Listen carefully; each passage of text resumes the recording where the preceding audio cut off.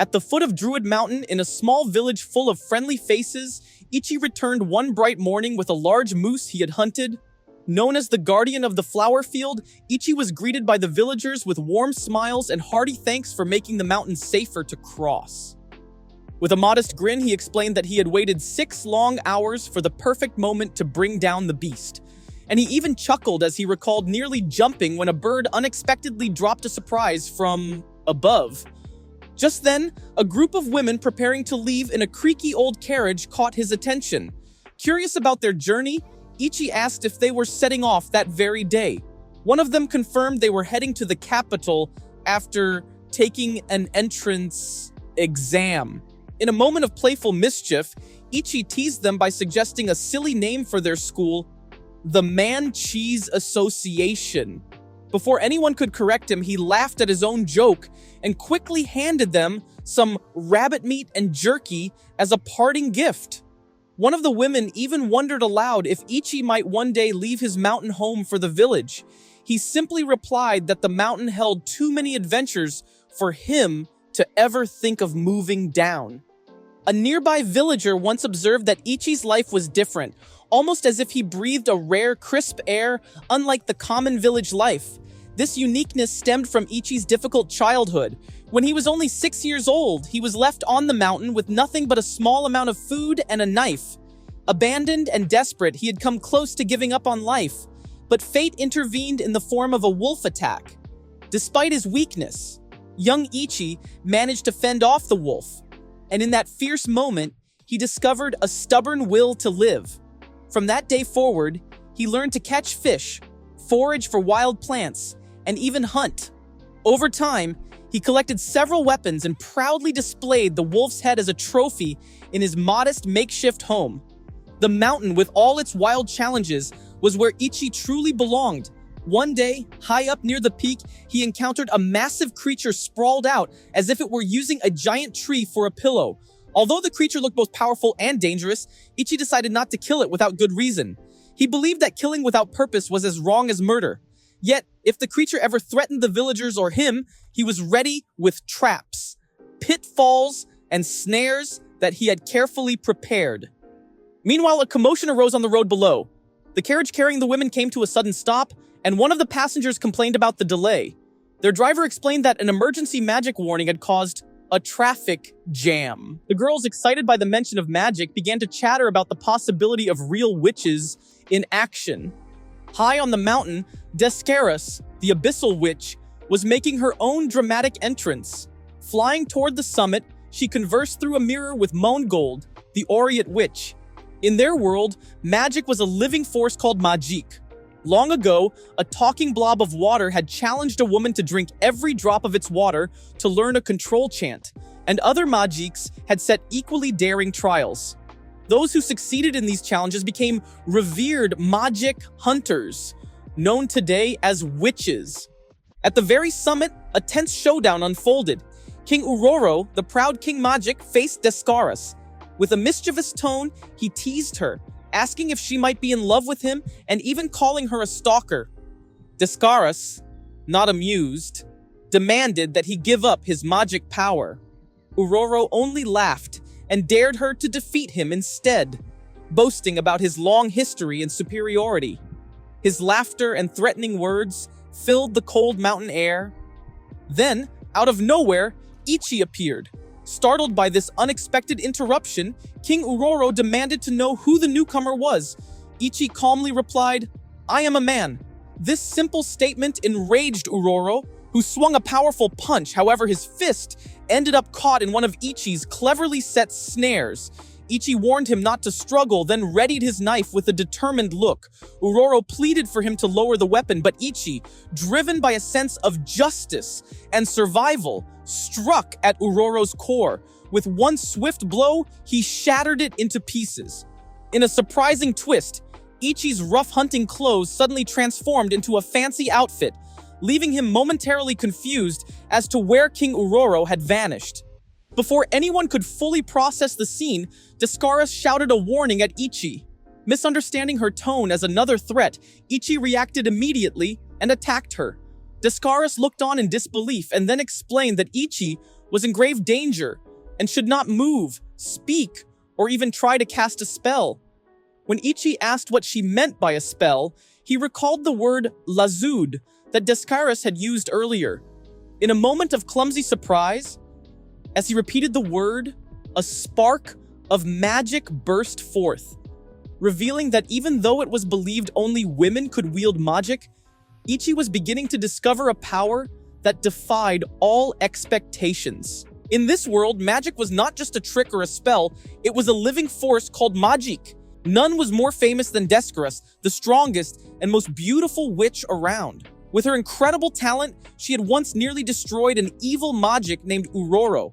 Just when Descaris found herself in a tough spot, a random boy named Icchi appeared and against all odds managed to defeat Uroro, absorbing his power in the process. Descaris, never one to miss a chance to tell a good story, had drawn up a colorful illustrated storybook about the whole ordeal. To Icchi, she kept him locked in a small cage and grumbled, "You dumb kid?"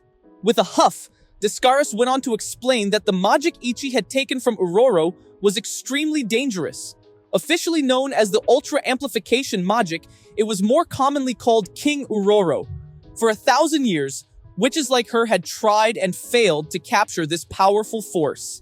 Descaris casually mentioned that after his mighty attack, Icchi had been knocked out for 3 whole days. Icchi blinked in surprise as she recounted how she'd tried slapping him awake several times. "No wonder my cheeks hurt," Icchi muttered under his breath. She even joked about having tried a loud sound spell to wake him up, which had failed miserably.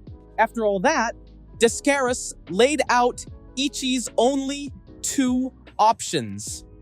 He could either become her servant, though she quickly corrected herself to companion, or he could run away and hide while the whole world chased after him. Icchi was taken aback. "Did you just say servant?" he asked. Descaris explained calmly that he was far more unusual than he realized. He might be the very first male witch ever, and witches and researchers from all over the world would be eager to capture him. If he were caught, he'd end up living like a guinea pig, experimented on day and night. She insisted that Uroro needed to stay close, and that Icchi had to follow her instructions if he wanted to avoid a fate worse than captivity. At that moment, Uroro himself appeared as a small, playful blob on Ichi's shoulder. With a teasing laugh, the blob warned Icchi not to trust Descaris, and even suggested that he should run away. Uroro claimed that Descaris was only trying to steal him away and called Icchi his partner. Surprised by the cheeky blob, Icchi suddenly lunged at it on his shoulder, startling both himself and Uroro. When Uroro bounced to Ichi's other shoulder and grumbled about almost losing his head, Icchi quipped that if any strange blob ever grew on him, he'd cut it off without hesitation. Descaris added dryly that such an act would only lead to Uroro losing his head entirely, which made the little blob shout in protest. Before the tension could settle, Icchi asked if there were many Majiks like Uroro in the world. His wide-eyed curiosity gave Descaris an idea. She explained that there were countless Majiks, each powerful and clever, hiding in volcanoes, deep oceans, and even in dusty corners of forgotten libraries. Out of the 3,185 confirmed Majiks, 402 had already been captured by witches, while many more remained elusive. Descaris revealed that she had seen Ichi's way of life and knew he was a natural hunter. It was unusual for a man to have any connection to magic, but Icchi had managed to absorb Uroro's power. This, of course, made Uroro quite nervous. After a moment of silence, Icchi finally agreed to Descaris' proposal, though he admitted he didn't fully understand magic yet. With a triumphant snap of her fingers, the cage around Icchi vanished. Icchi remembered the revive spell Descaris had mentioned earlier and asked for its chant. With a sigh, she recited, "Be the reborn Parthenon." In a flash, Icchi transformed back into his witch form, leaving Descaris both shocked and worried about his plans. Icchi explained he wanted to try the magic, even if it meant sleeping for 3 more days afterward. Trusting Descaris to manage the rest, Icchi faced the damaged mountain and chanted the spell. In moments, Druid Mountain was restored to its former glory, though Ichi promptly fell asleep from the spell's power. Even Uroro seemed weakened by the amplified magic. At that exact moment, Monagold's voice crackled through a surveillance mirror, demanding an explanation about everything, especially the restored mountain. Frustrated, and with her dress awkwardly caught on a tree branch, Descaris just grumbled that she wished she could dump Icchi somewhere in the woods and be done with it all. At Mount Barakan, chaos had reigned for 2 long weeks ever since the mischievous Raiko Majik made its grand entrance. In that time, nearly every animal in the area had been toasted by its sizzling powers, and still not a single witch had come to capture it. Now, the Raiko Majik had grown bored of its fiery rampage and decided it was time to try something new: frying humans. It strutted along with the confidence of a show-off. It could change into crackling electric currents that boiled its victims from the inside.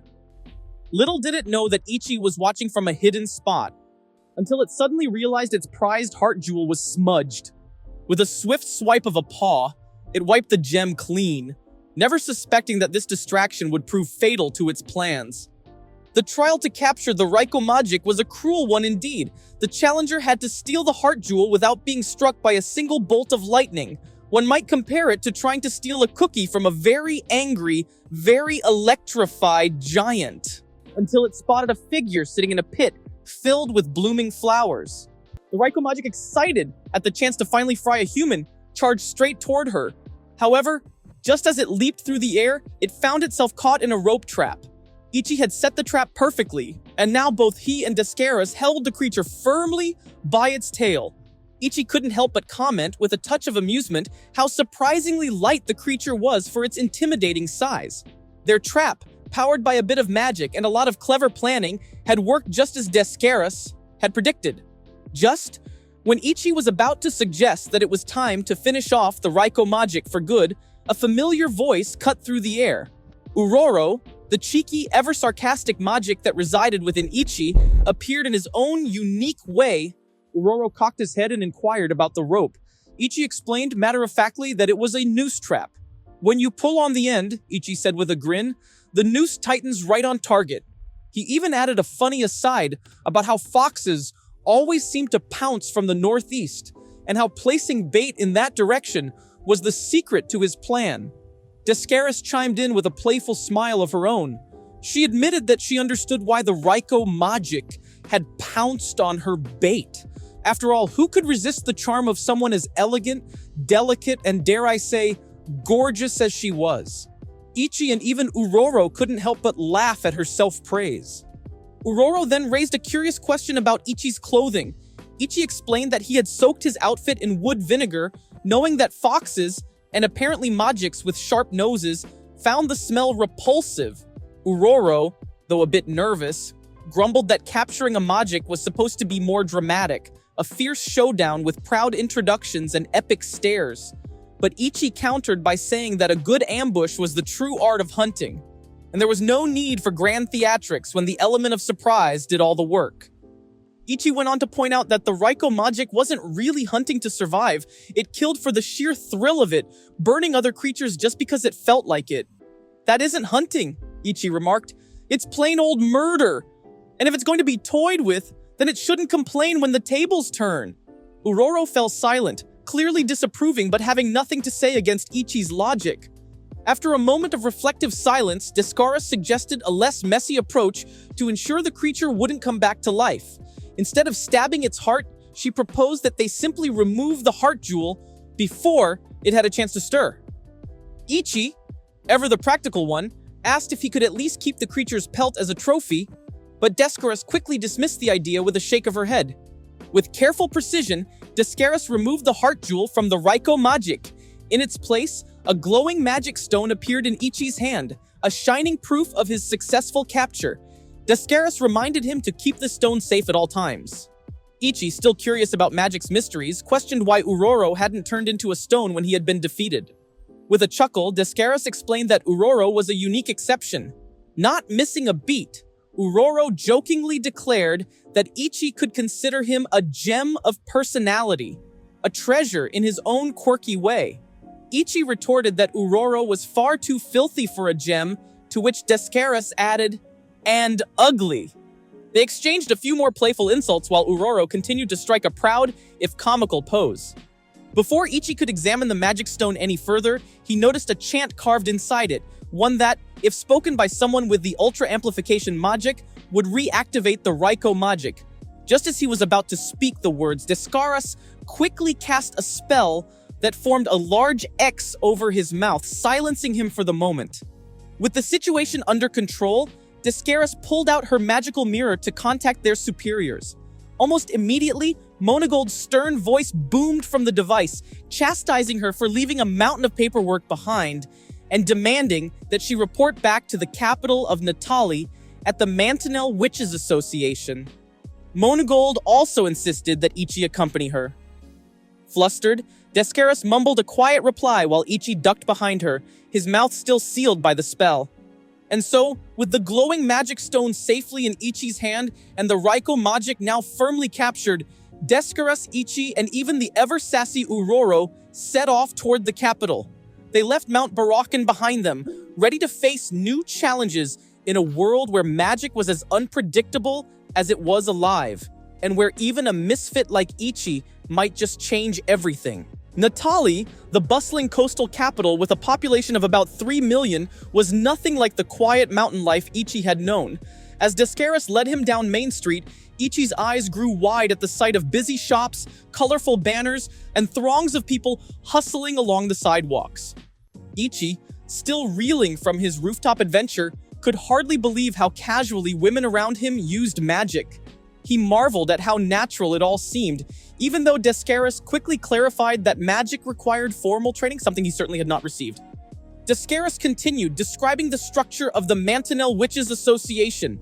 "There are 3 groups here," she explained. "First, the witches, our highly trained magic specialists who hunt down dangerous Majiks, and then the senior witch cadets, who assist with research and magical item production, and finally, the junior witch cadets, who study at the Mantinel Magic Academy for girls." She noted that most men in Natali couldn't use magic or even operate magical items, so it was no surprise that even average women with only a hint of magical potential often relied on training to perform even the simplest spell. The streets were filled with witch dolls, Who's Who books about famous witches, and all sorts of merchandise that made witches one of Natali's top tourist attractions. At one point, Descaris couldn't help but boast about herself. A popular book even chronicled her adventures, and she grinned as she told Icchi, "People come from all over just to catch a glimpse of the real me." But Ichi's attention was far from her self-praise. His gaze had wandered to a magic shop window where a dazzling pair of boots caught his eye. These weren't just any boots. They were magical leg boosters designed to enhance strength when a little magic was added. The shop owner, a stern woman with twinkling eyes, found it odd that a man like Icchi would be so attracted to magic items. "On you," she said with a shake of her head. "They'd only be a pair of frilly knee-highs. These are made for women." Ichi's face fell for a moment, but his curiosity was too strong to ignore. Meanwhile, whispers floated through the crowd about a rumor. A male witch had been spotted somewhere in Natali. Most dismissed it as impossible, but Ichi's ears perked up. He almost blurted out that he might be that very male witch. But Descaris quickly covered his mouth with a scolding finger. "Keep your mouth shut," she warned. "If anyone finds out you can use magic, we'll be in big trouble." Icchi nodded, though his eyes still sparkled with mischief. Just then, a letter marked Top Secret fluttered down from the sky. It had been dropped by witch cadets using a levitation spell from the air route harbor. As everyone's attention turned upward, Ichi's eyes darted back to the magical boots. With Descaris distracted by the floating mail, Icchi devised a plan. He left a small knife as collateral, a cheeky promise of return, and scribbled a quick note claiming he'd be borrowing the boots. Before the shop owner could cry out, Icchi leapt high into the air, powered by the magic in those boots, and soared from rooftop to rooftop along Main Street. Below, the crowd gasped and pointed, unsure whether to applaud or simply shake their heads in disbelief. Not far from the excitement, Kumugi, A hardworking witch cadet from the Mantinel Witches Association was struggling with her old elevating bike at the Air Route Harbor. Her cart was loaded with odd magical items, and her day had already been off to a rough start. A bird's piercing screech had woken her at dawn. Her favorite mug now sported a crack that ominously spelled death, and her daily prophecy had warned her to watch her back. Lost in her complaints about the ancient bike, she barely noticed a small letter fluttering away until a sudden thud jolted her. Turning around, Komugi was stunned to see Icchi plop right into her cart, clutching the very letter that had just fallen. Before she could even gasp, Descarus appeared and with a quick, well-practiced move, knocked Komugi out cold. Grabbing Icchi and the unconscious cadet, she whisked them away on the creaky bike. High above Natali's busy streets, as the wind whipped past them, Descarus scolded Icchi on the bike. "I told you, Icchi, no more attracting attention," she snapped, clearly frustrated with his reckless behavior. Icchi tried to protest that he hadn't technically used magic this time, but Descarus reminded him that his actions still spoke volumes. "Sorry isn't enough, you know," she added dryly. "Otherwise, we wouldn't have the police on speed dial." Uroro, ever the cheeky presence on Ichi's shoulder, piped up mockingly, "If sorry was good enough, we wouldn't need police at all." The comment only made Descarus frown deeper. Yet, even in the midst of the scolding, Ichi's eyes lit up with childlike wonder. "Magic is fun," he exclaimed, grinning wildly. He joked that he could probably catch a bird from up here, or even stomp on a river's surface to knock out all the fish. Descarus, despite her annoyance, couldn't help but let a small smile escape. "Maybe we should just dump you in the ocean, Icchi," she quipped, and to her surprise, Uroro added in unison, "I'm all for it." Their banter was cut short when a plume of black smoke erupted from Komugi's old bike. The bike began to slow, then pick up speed uncontrollably. In a heartbeat, they were plummeting, crashing straight through a wrought iron gate at the entrance of the Witches Association. Moangold, who had been expecting a proper arrival, stood before them with a scowl that could curdle milk. "I asked for Descarus and Icchi, not a demolition derby," she declared. Descarus, ever unruffled, simply smiled and said, "I'm home." When Descarus and Icchi arrived at the Witch Association, a shimmering mirage greeted them at the entrance. The mirage bowed and asked for identification, to which Descarus replied with a smirk, "It's everyone's favorite uber-talented badass Descarus." Ichi's eyes grew wide with disbelief as the mirage confirmed her identity and granted them passage through a doorway known as the Mirage Passage. Once inside, Icchi was immediately awestruck by the grand high ceilings and cool smooth stone floors. Unable to contain his curiosity, he began chipping at a piece of the floor with his knife and peppering Descarus with endless questions about the history and purpose of every nook and cranny. With an exasperated sigh, Descarus called him a bumpkin and warned him to behave, reminding him not to draw too much attention or cause trouble. As the pair continued their bickering in the echoing hall, the floor suddenly wobbled, and before anyone could blink, a woman emerged, feet first, from the stone like a surprise spring. "Sachikila!" she shouted, startling everyone around her. In an instant, she began measuring Icchi with surprising precision, announcing his height, 5 feet 5 inches, weight, 132 pounds, and even his body fat percentage, 11%. Despite Icchi being a male, she marveled at how sturdy, healthy, and flexible he was, and could hardly believe he wielded magic. "I must examine every detail," she insisted, eyeing him as if he were a rare artifact. Her sudden command caused her subordinates to scurry around in a flurry, one of them even asking Icchi politely for a strand of his hair to help calm the excited analyst. Soon, a line of individuals gathered to introduce themselves, welcoming Descarus and Icchi into their fold. They identified themselves as members of the Society for Research into Magic and Witches, commonly known as the Witches Research Club. Ichi's eyes brightened when he recognized Komugi, a kind witch cadet he had helped earlier when she accidentally dropped a letter. With a grateful smile, Komugi handed Icchi an entry permit. Almost ceremoniously, Moangold stepped forward and issued an official notice. Approaching Icchi without permission was strictly forbidden.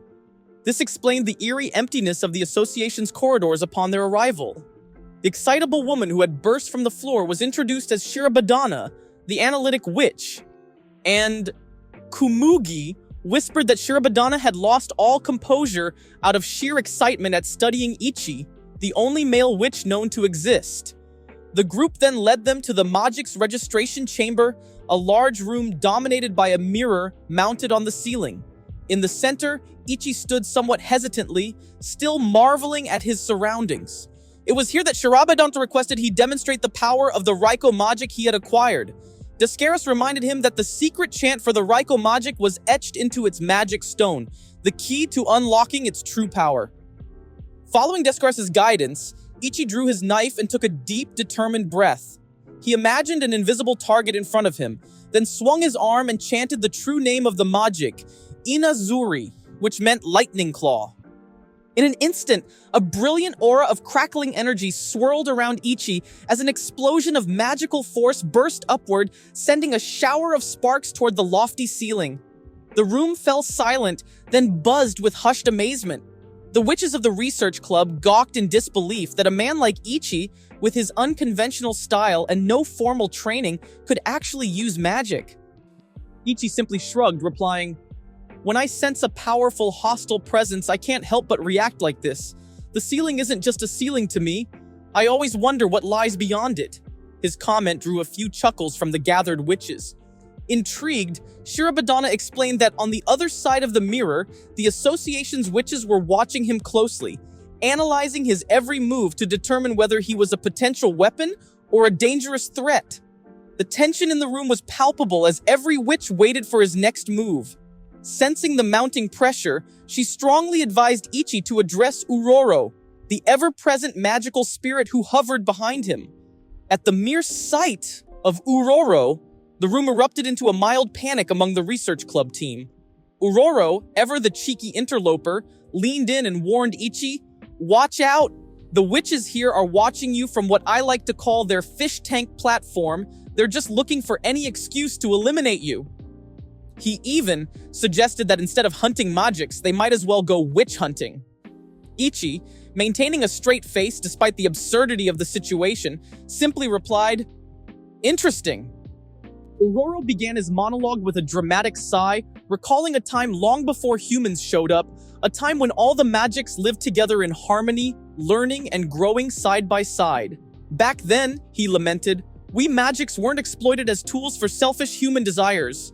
We lived free, unburdened by the greed of mortals. His tone grew bitter as he continued, "Now look at you, boy. I see potential in you. With my help, you could wipe out all those meddling witches." He gestured theatrically toward the mirror on the ceiling, a reminder of Ichi's earlier outburst, and extended a ghostly hand in invitation. Icchi wasn't having any of it. In one swift motion, he reached for Uroro's outstretched hand, and with a powerful shoulder throw, sent the complaining Majik tumbling back. "If you really despise the hunting of Majiks," Icchi countered with a wry smile, "you wouldn't have been so calm when they captured Inazuri. Your eyes, if you truly wanted revenge, they'd burn with fury. Instead, all I see is emptiness, like you're only interested in yourself." He paused, adding, with a mischievous glint in his eye, "I've been sensing your bloodlust all along, and believe me, it's been a constant headache." Uroro smirked, not missing a beat as he taunted, "The world would have been better off if you'd accepted my offer, boy. Just think, a world ruled by Majiks instead of these prissy witches?" Ichi's response was swift and decisive. "Your true colors are finally showing, Uroro. You're nothing more than a parasite." With that, the two launched into a spirited fistfight. Shirabadana, the ever-observant analytic witch, stepped forward and declared, "It seems you two are oddly compatible, a bit like yin and yang, or perhaps a clumsy handshake between opposites." With a flourish, she pointed directly at Icchi and announced, "I vouch for him. I hereby recognize Icchi as a witch of the Mantanel Witches Association." In a matter of moments, the other witches nodded in agreement, and Icchi, catching his breath, blinked in surprise at how swiftly it all happened. Shirabadana added with a wink, I, as the analytic witch, am never wrong. Once I approve, the rest follow. Not long after, Komugi was appointed as Ichi's watcher. Her job was to observe and record his every move, just in case he decided to go rogue. Before Ichi could settle in, he was ushered off to the fashion department for his new uniform. The designers were practically giddy. They admitted with a mix of pride and amusement that they had never crafted a man's uniform before. We went all out this time, one of them said, fluttering her lashes at Ichi. The flirtatious girl at the counter even insisted that Ichi come by later for proper measurements, leaving him both flustered and amused. Their next stop was the wand and tools department, where Ichi's trusty knife was scheduled for a bit of magical tuning. The department staff couldn't hide their excitement at the chance to work on his equipment, a rare opportunity, they claimed, that left them practically buzzing with anticipation. With his new uniform and freshly tuned knife in tow, Ichi's next mission was revealed. The target, the Hisami Majik, a creature notorious for causing frost damage in nearby villages. Some even dubbed it the Shark Majik because of its swift, predatory nature in the icy depths. Now officially known as Team Descaras, comprising the formidable Descaras, the newly anointed witch Icchi, and vigilant Komugi, the trio prepared to set off on their next adventure, and as they gathered their gear, Komugi, ever the diligent witch cadet, tried to introduce herself to anyone who would listen. I'm Komugi, she began, voice bright with nervous pride, a witch cadet with the Mantinel Witches Association and a member of the Witches Research Club. However, her introduction petered out when she realized that neither Icchi nor Descaras had spared her more than a passing glance. Before she could gather her thoughts, a warm hand landed on her shoulder. Startled, Komugi spun around to see Uroro grinning mischievously at her. Hey there, he drawled, his tone far too casual for someone as fearsome as he pretended to be. Wanna be friends? The sight of his leering expression made her shriek in terror, and she clutched her bag so tightly that even the spatial spell it contained seemed to tremble with anxiety. Descaras, unperturbed by the small drama unfolding beside her, leaned forward and asked, How long until we get there? Komugi glanced at the enchanted dashboard and replied, About half an hour, I'd say. As Descaras began to grumble about not being able to use her beloved mirage mirrors or fly directly to their destination, Komugi's heart pounded. In her flustered state, she misinterpreted Descaras' complaint as a personal rebuke. Trying to regain control of the conversation, Icchi, with a playful glint in his eye, turned to Komugi. What's in that bag of yours? He asked, genuinely curious. With a tentative smile, she replied, It's an item enchanted with a spatial spell. It lets me carry almost anything inside. In a moment of impish magic, she took out her pen, waved it like a miniature wand, and conjured up a small orb of water, which she offered to Icchi. His eyes widened in surprise. Amazing, he declared, unable to hide his delight. The unexpected compliment caught Komugi off guard, stirring memories of how her family once considered her weak and useless. For a brief moment, she felt the pang of old insecurities, then quickly snapped back, insisting, It's all I can do, really? Just managing the little things.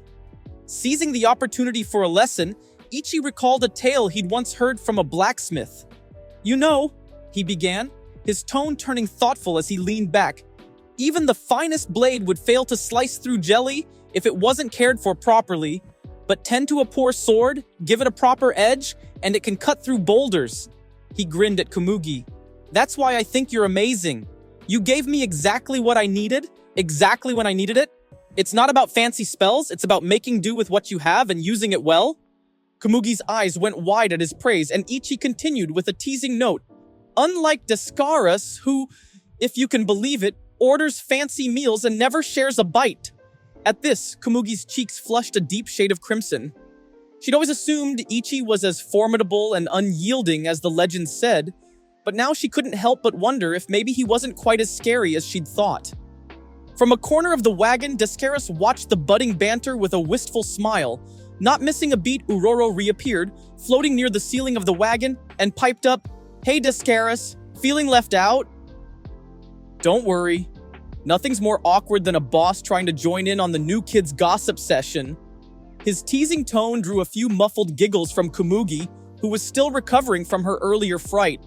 Unable to contain herself any longer, Descaris leaped forward and shouted, "Enough! Komugi, let me in on the gossip, will you?" The sudden commotion barely allowed Icchi to register her outburst when something strange outside the wagon immediately captured his attention. A young child, her face streaked with tears, sprinting frantically as she was chased by not one, not two, but 3 snarling sharks. The child's terror was palpable, and her fragmented memories of her frozen parents, who had implored her to run and promised that the witches would come to her rescue, spurred Icchi into action. Without a moment's hesitation, he leapt from his seat, brandished Inazuri, and charged out of the wagon. In a blur of motion and with a resounding battle cry, Icchi attacked the shark trio. With a flash of lightning and a booming "Inazuri!" the sharks met their fate. They melted away like wax in a flame, leaving the child safe and awestruck. As the little girl tumbled forward, she collided softly with Descaris and Komugi, who both turned to look at her. "Did the Lady Witch come to save you?" the child asked in a trembling voice. Icchi, still catching his breath, quickly corrected her. "I'm not a lady. I'm Ichi the Witch," he added with a sheepish grin. "I thought I killed that shark, but it just melted away." Icchi repeated in his own bold manner what Komugi had explained earlier about the Hisame Majik's powers, that this icy creature could freeze anything it touched and twist its victims into tragic sculptures. With that in mind, Icchi turned to little Chrissy, the tearful child clinging to hope. "Chrissy," he asked in his friendly, earnest tone, "where is your village?" Chrissy pointed shyly toward the horizon, and soon, Icchi had scooped her up onto his back. With the little girl gripping him tightly, they set off toward Zhao's village in Thazanwood. "Where are your parents?" Chrissy replied, "They're gone." The duo, along with the rest of the team, was baffled. How could parents, even frozen, have managed to move, only to vanish without a trace? Back with the wagon, Komugi had been poring over a detailed report. She noticed a peculiar pattern. In every affected village, the victims were eventually found near a body of water. With this clue in mind, Team Descaris decided to head to the nearby lake.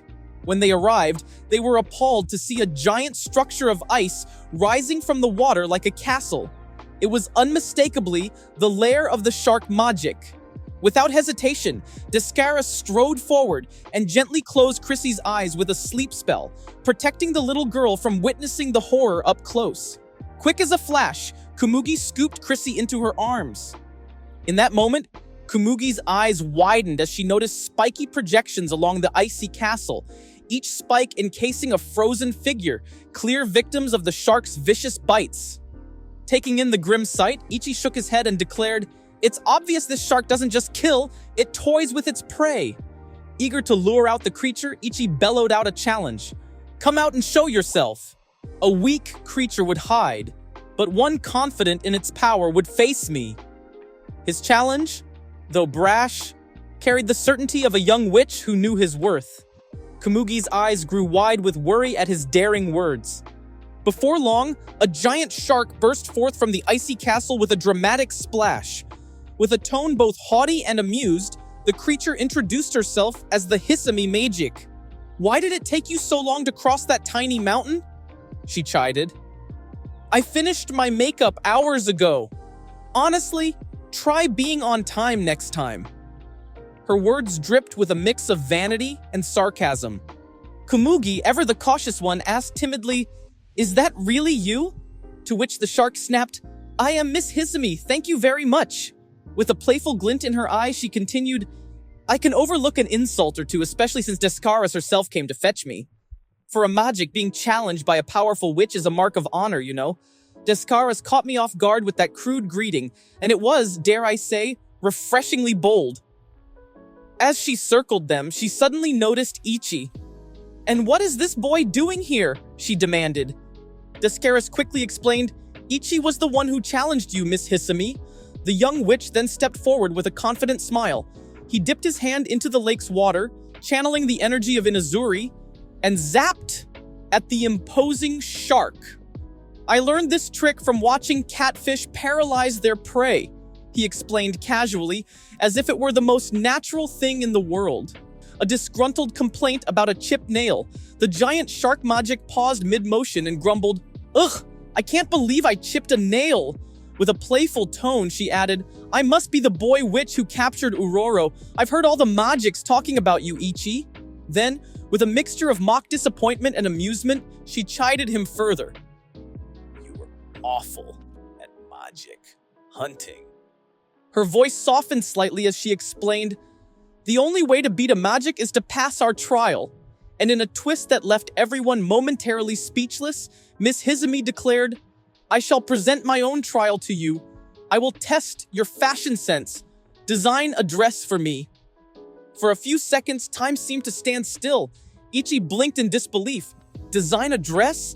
The idea was so absurd that even the frozen trees of Zhao's village might have giggled if they could.